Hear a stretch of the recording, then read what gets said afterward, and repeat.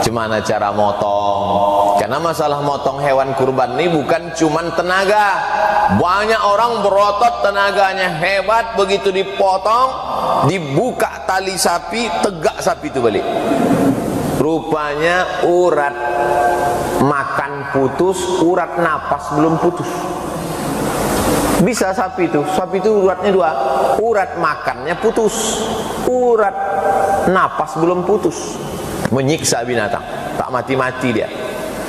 Yang ada di situ tak paham, disangkanya sapi itu kerasukan jin, diruqyah pula.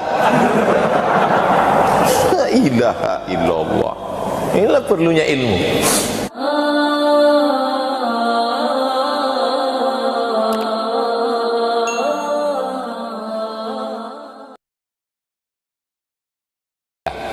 Dan bagi yang tinggal puasanya, tanggal 9 Zulhijjah itu nanti niatnya jangan niat puasa sunat.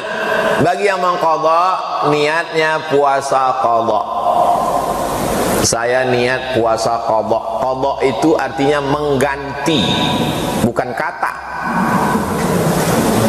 Mengganti puasa yang tinggal dulu. Saya niat puasa qadha lillahi ta'ala, dapat puasa qadha sehari, dapat pahala puasa Kamis, dapat pahala puasa Arafah, dapat pahala puasa sunat Zulhijjah.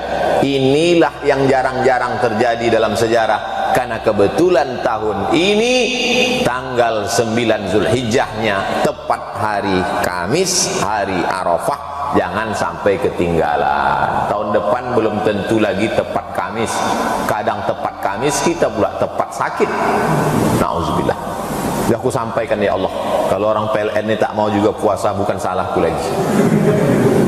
Habis 1 sampai 8 sudah, 9 sudah, sekarang hari yang ke-10. Hari ke-10 justru haram puasa. Tak boleh puasa. Tapi dari mulai sholat subuh sampai motong kurban tidak makan apa-apa. Makanan pertama yang masuk ke mulut tanggal 10 Zulhijjah adalah hati hewan kurban. Habis sholat, Allahu Akbar, 7 kali takbir, Allahu Akbar. Rakaat kedua 5 takbir, Allahu Akbar. Habis itu khutbah, habis itu ambil kambing potong. Bismillahi Allahu Akbar, Allahumma taqabbal min fulan bin fulan. Saya goloknya sudah dapat tadi malam, dikirim dari Jakarta. 1 untuk sapi, 1 untuk kambing. Haters macam-macam ku potong juga.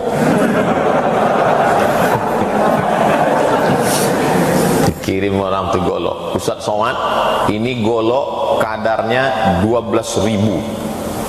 Saya mendengar penjelasan itu saya ngangguk aja. Dalam hati saya, apalah 12.000.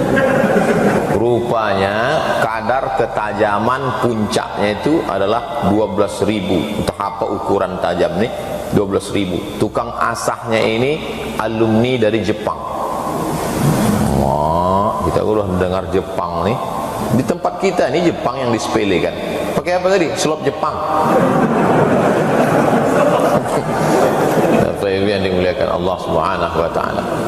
Oleh sebab itu, setelah kambing dipotong, ambil hatinya, dicuci. Itu darah kambing itu najis, maka dicuci dulu. Setelah dicuci, baru pakai limau. Yang tak paham limau, jeruk. Yang tak paham jeruk, oren. Tak juga paham oren, kau orang mana? Habis itu lalu kemudian dipanggang. Hati tak perlu lama, bakar agak kering, lalu kemudian dimakan. Bismillah, littabarruk, ngambil barokah, ngalap barokah. Dagingnya bagikan semua. Susah lagi makan daging kambing, kolesterol darah tinggi, susah makan. Jadi untuk siapa Pak Ustaz? Untuk saya.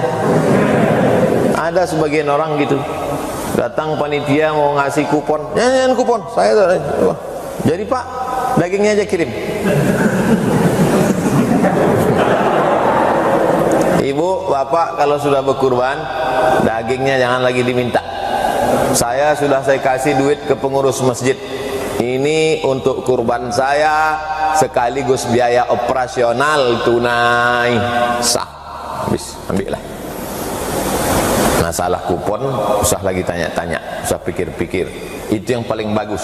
Apalagi zaman sekarang, kirim ke suku Talang Mama, suku Akit, suku Sakai, suku Laut, suku Kubu, anak dalam, mereka sulit dapat daging. Daging babi banyak di hutan, yang lain payah, kambing payah, sapi payah, duit tak ada, payah makan. Ini kita kasihkan semua. Tapi kalau ada pula orang mengantar kupon, mengantar mau dia kasih 2 bungkus, 1 kilo, 2 kilo, ambil tak apa-apa. Nanti ada pertanyaan-pertanyaan udah dikirim lewat WA tadi, udah saya simpan, nanti akan saya jawab. Tapi sebelum saya jawab, setelah habis materi kurban ini, nanti ada penjelasan dari Al-Ustadz Haji Al-Nob Dinar LC, Ketua Tabung Wakaf Umat. Presentasi beliau tentang tabung wakaf umat ini, habis itu baru saya jawab pertanyaan-pertanyaan. Bapak Ibu yang ada pertanyaan, menambah pertanyaan yang tadi, tulis, saya akan jawab sampai jam 12.20. Jam 12.20 azan zuhur, habis itu kita sholat zuhur. Setelah itu ada makan bersama di rumah masing-masing.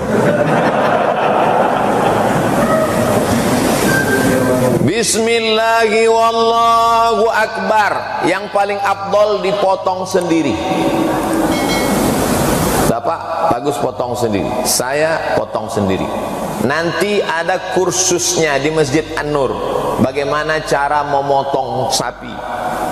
Yang menyelenggarakan Juleha. Juleha ini namanya terbayang perempuan kan? Juleha ini kepanjangan dari juru sembelih halal. Juleha. Nah, ibu nanti kalau bapak tuh macam-macam bilang, abangnya macam-macam, ku kenalkan abang sama Juleha nanti. Juru sembelih halal. Gimana cara motong? Karena masalah motong hewan kurban ini bukan cuman tenaga. Banyak orang berotot, tenaganya hebat, begitu dipotong, dibuka tali sapi, tegak sapi itu balik. Rupanya urat makan putus, urat napas belum putus. Bisa sapi itu uratnya 2, urat makannya putus, urat napas belum putus. Menyiksa binatang, tak mati-mati dia. Yang ada di situ tak paham, disangkanya sapi itu kerasukan jin, diruqyah pula. La ilaha illallah. Inilah perlunya ilmu. Saya kalau ilmu motong ini, dipotong dekat kemari, cara menariknya dari bawah ke atas supaya darahnya tumpah ke bawah. Kalau dari atas ke bawah muncrat darahnya ke muka.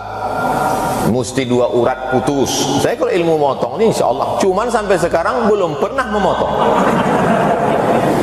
Saya ceramah saya aja yang keras menggelegar, tapi hati saya lembut. Tak sampai hati saya menengok sapi itu bersimbah darah. Tapi kalau sudah dimasakkan, tak sampai pula hati tak menghabiskannya. Inilah saya sedang ditantang sama juru sembelih halal, dikasih mereka pisau, berani tak Ustaz Somad? Tadi malam pisau itu dikasihnya ke saya, sampai sekarang deg-degannya belum hilang. Entah berani entah tidak memotong nanti. Nah, setelah dipotong, dibagi-bagi. Ayatnya dibacakan qori kita tadi. Fakulu minha wa at'imul ba'isal faqir. Bisa juga saya qori ya. Kadang sangka orang ini kita tak pandai ngaji. Fakulu minha, makanlah daging kurbanmu itu, wa at'imul ba'isal faqir, sisanya bagikan ke fakir miskin. Afdol, mantap. Bapak Ibu yang belum juga store kurban sampai hari ini, store. Pulang dari sini, mumpung semangat ini masih berapi-api, bayarkan kurban.